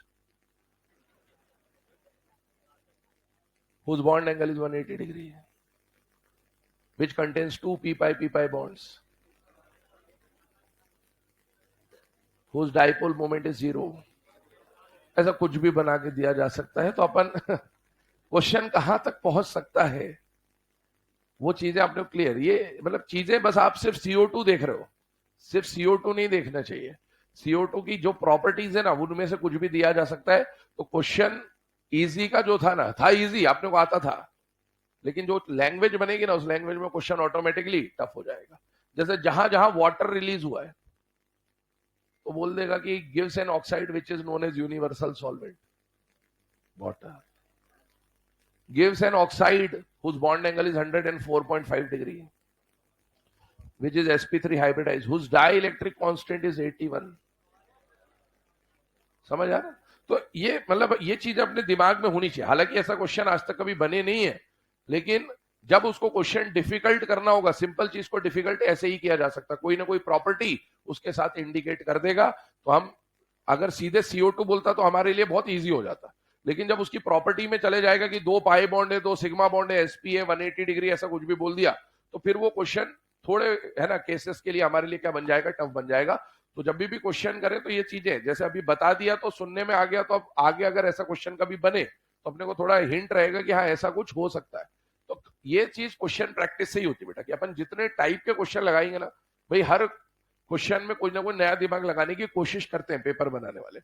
तो इसीलिए ऐसे ही क्वेश्चन अपने को प्रैक्टिस करनी, खैर वो सब चलता रहेगा। अभी तो लिखो, ऑप्शन लिखो, बाद में टफ बनाएंगे तुम्हारे लिए। लिखिए विच ऑफ द, क्या लिखा अभी, which of the following compound, ammonia gas वाली बात चल रही है ना। लिखिए पहला ऑप्शन NH4Cl, पहला ऑप्शन NH4Cl, दूसरा ऑप्शन NH4NO2, तीसरा ऑप्शन NH4NO3, चौथा option all of this. Correct answer is first. अम्मा गैस कब मिलेगी, जब वीक ऑक्सीडाइजिंग एनायन होंगे, और वीक ऑक्सीडाइजिंग एनायन कौन होते हैं, CSPX, और CSPX में से यहां पर कौन दिया हुआ बेटा, हैलाइड दिया हुआ है आपको NH4Cl, तो वहां से आपको अम्मा गैस मिल जाएगी। चलिए अब आगे बढ़ते हैं, अगले केस की तरफ आते हैं। 4 हीटिंग इफेक्ट हम लोगों ने पढ़ लिया, मेटल कार्बोनेट, बाइकार्बोनेट, हाइड्रोक्साइड और अमोनियम सॉल्ट। अब आते हैं मेटल नाइट्रेट पे, ध्यान सुनना। मेटल नाइट्रेट के लिए ऑलरेडी हम लोग डिस्कस कर चुके हैं पहले भी, कि भाई मेटल नाइट्रेट को हीट करने पर आपको जो प्रोडक्ट मिलेगा, पहले तो मेटल का ऑक्साइड मिलेगा, साथ ही साथ कौन मिलेगा, भूरिया। और नाइट्रेट एक पावरफुल ऑक्सीडाइजिंग एजेंट है, तो क्या फेंक के मारेगा, ऑक्सीजन। लेकिन अब इस पे क्वेश्चन क्या बनेगा, आइए उसके ऊपर भी चर्चा करते हैं। अभी तक हम लोग एसिडिक, बेसिक, एम्फोटेरिक ये सब चीजें लिख रहे थे, लेकिन इसके लिए जो क्वेश्चन बनता है ना, वो एसिडिक, बेसिक, न्यूट्रल, एम्फोटेरिक का क्वेश्चन नहीं बनता है। इसके लिए जो क्वेश्चन बनता है वो गैसियस प्रोडक्ट को लेकर बनाता है। जैसे मेटल ऑक्साइड की जब आप बात करोगे तो मेटल ऑक्साइड तो रेसिड्यू फॉर्म में मिलेगा। कौन सा फॉर्म में मिलेगा, रेसिड्यू। रेसिड्यू फॉर्म कहने का मतलब पाउडर। तो इसके बारे में नहीं बोलता। ये दोनों NO2 भी गैसियस होता है, ब्राउन गैस, और O2 तो गैसियस होता ही है। तो आपसे बोलेगा कि a compound on heating gives 3 products out of which 2 are gaseous product. क्या वो नाइट्रेट हो सकता है या नहीं हो सकता है, हो सकता है। अब आगे आपको क्या बोलेगा कि ये जो 2 गैसियस प्रोडक्ट है ना, इनके प्रॉपर्टीज पे जाएगा। NO2 का magnetic nature paramagnetic, odd electron species है, और ये कलर्ड है या कलरलेस है बेटा, कलर्ड। तो इस गैस का जो कलर होता है ब्राउन कलर होता है, इसको ब्राउन गैस भी बोला जाता है। दूसरे वाले पे आइए, O2 का नेचर भी पैरामैग्नेटिक होता है। MOT जब हम लोग पढ़ेंगे तो वहां O2 का नेचर पैरामैग्नेटिक आता है। It contains pi star 2px1 equal to pi star 2py1। तो अब जब MOT पढ़ेंगे तो आ जाएगा ये पैरामैग्नेटिक होता है। और O2 कलर्ड है या कलरलेस है, कलरलेस है। हमारे आसपास ऑक्सीजन है, इधर देखो, कोई कलर जाता हुआ दिखा, नहीं, कलरलेस है। ठीक है, ध्यान रखिएगा। आगे बढ़े, यहां पर ये जो केस अभी आपके सामने लिखा हुआ है, इस पे आइए, एग्जाम्पल पे आते हैं। एग्जाम्पल आपके सामने लिखा हुआ है बेटा, लेड नाइट्रेट PbNO3 ट्वाइस। ये क्वेश्चन मैंने कल भी आपको बोला, 10th क्लास में जब NO2 ब्राउन गैस इंट्रोड्यूस होती है तो यही एक्सपेरिमेंट आपको दिया जाता है। PbNO3 ट्वाइस को हीट करा तो चेक करिए क्या ये मेटल नाइट्रेट है या नहीं है बेटा, है। मेटल नाइट्रेट को हीट करने पर मेटल ऑक्साइड मिलेगा, साथ में भूरिया, और साथ ही साथ कौन मिलेगा, O2। यहां पर आइए, lithium nitrate, again metal nitrate है। मेटल नाइट्रेट को हीट करने पर मेटल का ऑक्साइड मिलेगा, साथ में NO2 मिल जाएगा, और साथ ही साथ क्या मिल जाएगा बेटा, O2। तो ये दो इसकी कॉमन रिएक्शन। एक बात और ध्यान देना इधर है ना, ये चालाकी कर सकता है कभी। इधर देखें बेटा, पीबी जो है ना, पीबी के दो ऑक्साइड बनते हैं, दो ऑक्साइड बनते हैं। हमने यहां लिख तो दिया मेटल ऑक्साइड, अब वहां हो सकता है कि वो ऑप्शन में पीबीओ के बदले यहां लगा दे पीबीओ2 और बोल दिया which of the following reaction is incorrect. हमको तो सब सही दिख रहा है पर ये गलत है। यहां पर पीबी का स्टेट कितना है देख लो आराम से, तो जो ऑक्साइड बनेगा वो भी +2 वाला ही होना चाहिए। इसका मतलब है कि यहां का जो ऑक्साइड बनेगा ना वो PbO2 नहीं बन सकता। कौन बनेगा? PbO, है ना। ये चालाकी इस केस में की जा सकती है कि भाई आपको सिर्फ ऑक्साइड याद रहेगा तो ऑक्साइड तो PbO भी है और PbO2 भी है, तो जिस स्टेट का एलिमेंट है उसी का ऑक्साइड बनाइएगा यहां पर, खासकर PbO में या जो वेरिएबल स्टेट दिखाते हैं उनमें खासकर ऐसा होता है। चले अब आगे बढ़ते हैं। ये हम लोगों ने मेटल नाइट्रेट के जनरल केस के बारे में बात कर ली है, जिसको हम लोग बोल सकते हैं केस नंबर 1। ये कॉमन केस है, जनरल केस है। लेकिन अभी हम लोगों ने हाई फाई वाले मेटल्स के बारे में बात करी थी और लो फाई वाले मेटल्स के बारे में बात करी थी। हाई फाई के अंदर कौन आता है बेटा? लिथियम और पूरा का पूरा ग्रुप 2। लेकिन लो फाई में कौन आता है? Sodium, potassium, rubidium, caesium. उनके कार्बोनेट, सल्फेट, हाइड्रोक्साइड टूटेगा कि नहीं टूटेगा? नहीं टूटेगा।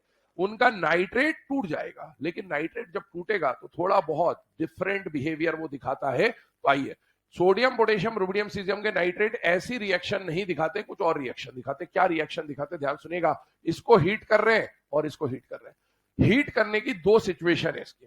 पहला, आप इनको लो टेम्परेचर पे हीट कर रहे हैं और या फिर आप इनको हाई टेम्परेचर पे हीट कर रहे हैं, उसके हिसाब से प्रोडक्ट बदल जाते हैं। एक बात समझिएगा, कल हम लोगों ने बाइकार्बोनेट के समय पे बात करी थी, बड़ा भाई छोटा भाई रिएक्शन।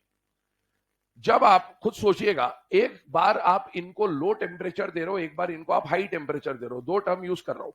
मुझे बताइए कौन से केस में पार्शियल डिकम्पोजिशन होगा और कौन से केस में कंप्लीट डिकम्पोजिशन होगा? क्या टेम्परेचर को देखकर इतना समझ में आ जाता है? हाँ, पार्शियल डिकम्पोजिशन कब होगा? लो टेम्परेचर पे या हाई टेम्परेचर पे? लो टेम्परेचर पे। लो टेम्परेचर पे क्या होगा? Partial decomposition. पार्शियल डिकम्पोजिशन का मतलब बड़ा भाई छोटा भाई रिएक्शन।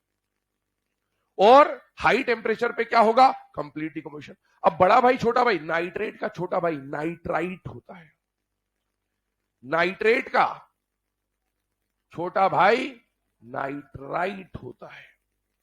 तो जब आप इसको डिकम्पोज करोगे लो टेम्परेचर पे तो मेटल नाइट्रेट के बदले क्या मिल जाएगा? मेटल का नाइट्राइट मिल जाएगा। बड़ा भाई छोटा भाई रिएक्शन। और ध्यान सुनिए, नाइट्रेट से नाइट्राइट बनते वक्त क्या कम होता हुआ दिख रहा है? ऑक्सीजन। क्या मैंने बोला हुआ है आपको कि नाइट्रेट एक पावरफुल ऑक्सीडाइजिंग एजेंट है और ये हमेशा सामने वाले को ऑक्सीडाइज करने के लिए क्या फेंक के मारेगा? ऑक्सीजन। मतलब इसके साथ साथ यहां पर ऑक्सीजन भी रिलीज होगा। तो आप यहीं पर ये रिएक्शन देखें कि मेटल नाइट्रेट मिलेगा और साथ में O2 मिल जाएगा। अब इधर देखते रहिए, अभी सुनते रहिए।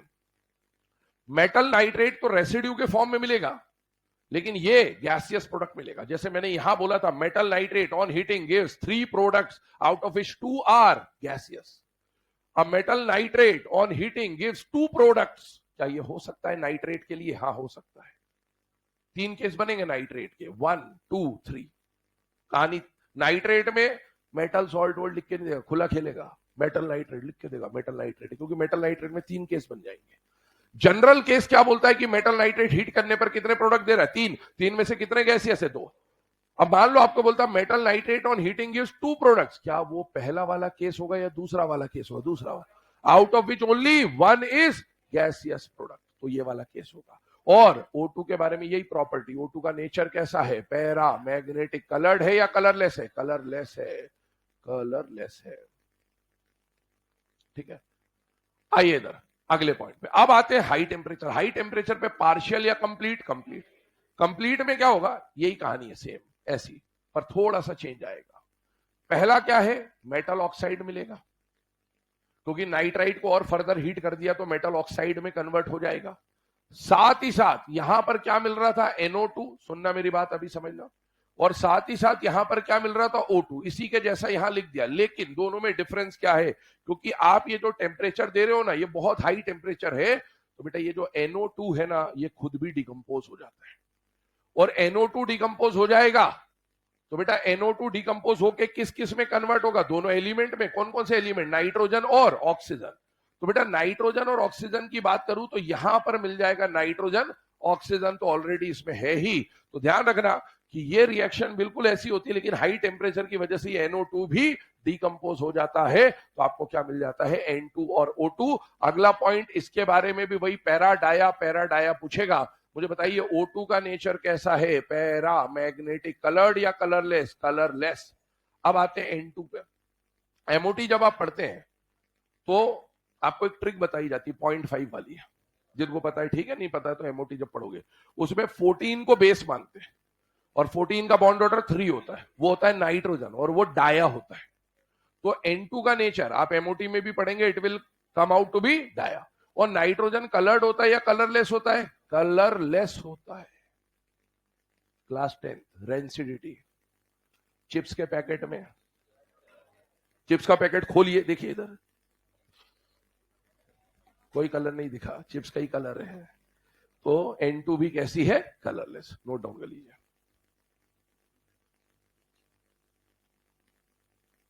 तो जूम करके देखना, घर पे जाइए, चिप्स का पैकेट खरीदिए, अभी लंच में खरीद लीजिएगा, इधर ब्रेक होगा जैसे ही। चिप्स का पैकेट खरीदिए है, मैं दिलाऊं, मैं खरीदूं, मैं खाते इन चिप्स।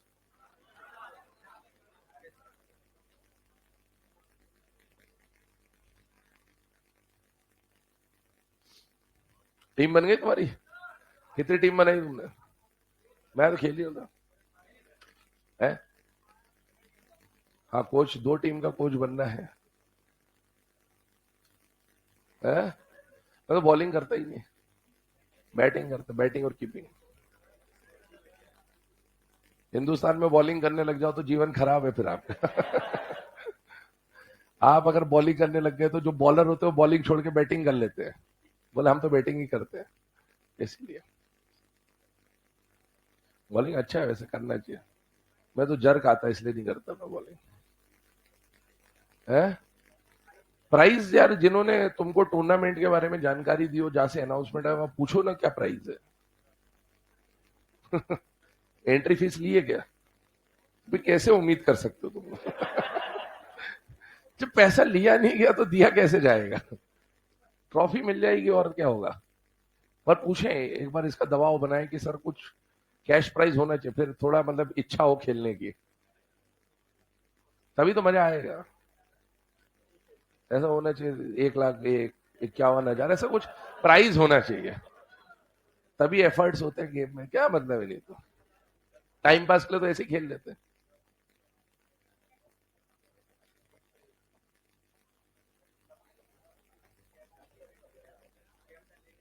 क्या पैसे? हमें जीतने के बाद टीम छोड़े कैप्टन को, पैसे कैसे लेके भाग जाओगे? आना तो इसी क्लास में। बहुत बढ़िया। तो अब हर चीज का दिमाग है अपने पास, रातों रात सब चीज शिफ्ट हो जाएगी ना, रूम भी शिफ्ट हो जाएगा, सब कुछ। कैसे भाग जाओगे भाई? जो जीतेगी टीम, सोचो, ये बोल रहा कैप्टन पैसा लेके भाग जाएगा। अबे जो टीम रहेगी वो पूरे 10 लोग ऐसे बिल्कुल चौकन्ने रहते हैं, जब टीम जीतती है ना तो सब ऐसे ही देखते रहते हैं कप्तान को। बोले लाओ भाई जल्दी लाओ, ऐसा। हाँ ऐसे ही होता है, ग्राउंड पे ही पकड़ लेते बेटा, ऐसे थोड़ी होता है। चलिए लिख लिया भाई ये सबने, है ना? अब इसमें अगर हम लोग बात करें तो ये जो सोडियम, पोटेशियम, रुबिडियम, सीजियम है, इसके लिए हम लोगों ने बात करा कि इसके 2 केस बन रहे हैं, 1 और 2। अब देखो इन तीनों के ऊपर क्या क्या पॉसिबिलिटीज बन सकती है क्वेश्चन की, वो समझिएगा। मेटल नाइट्रेट में आपके पास 3 केसेस आ गए। पहला केस, केस नंबर 2 इसको बोल रहा हूं मैं, और केस नंबर 3 इसको बोल रहा हूं मैं। क्वेश्चन पूछ रहा हूं, आप बताइएगा आंसर केस 1 होगा या केस 2 होगा या केस 3 होगा। अब मेटल नाइट्रेट डायरेक्टली बोला गया मेटल नाइट्रेट, क्योंकि 3 केस बन सकते हैं तो आपको कंफ्यूज ऑटोमेटिकली उसमें भी कर देगा। Metal nitrate on heating gives 3 products. बताइए 3 products, first and third, 3 products है ना, 1 2 3, 1 2 3, फर्स्ट और थर्ड में से कोई भी हो सकता है। अब metal nitrate on heating gives 2 products, second, पक्की बात है। अब metal nitrate on heating gives 3 products out of which 2 are gases, first और third. A metal nitrate on heating gives 2 products out of which one is gas, second. A metal nitrate on heating gives two gaseous product. हाँ, अब इसमें total product नहीं बोला, बस उसने ये बोला दो गैसियस प्रोडक्ट मिलने चाहिए, तो दो गैसियस प्रोडक्ट यहां भी है, यहां भी, वहां नहीं है। वहां नाइट्राइड जो है वो क्या है, रेसिड्यू, सॉलिड है ना। अगला बोला a metal nitrate on heating gives two gaseous product out of which one is coloured another one is colourless. अब फर्स्ट ही होगा। A metal nitrate on heating gives two gaseous product, both are paramagnetic. First, both are paramagnetic. A metal nitrate on heating gives two products, two gaseous products. Both are colorless. Third. A metal nitrate on heating gives two gaseous products. One is paramagnetic, another one is diamagnetic. तो इस तरह के question आपको exam में बना के दिए जा सकते हैं। यहाँ से ना एक क्वेश्चन बोल भी दे रहा हूं, लिख लीजिए ताकि प्रैक्टिस भी हो जाएगी। क्वेश्चन लिखिएगा, a metal nitrate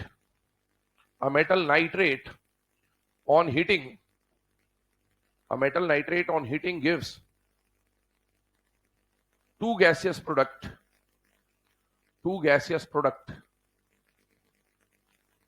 and both are paramagnetic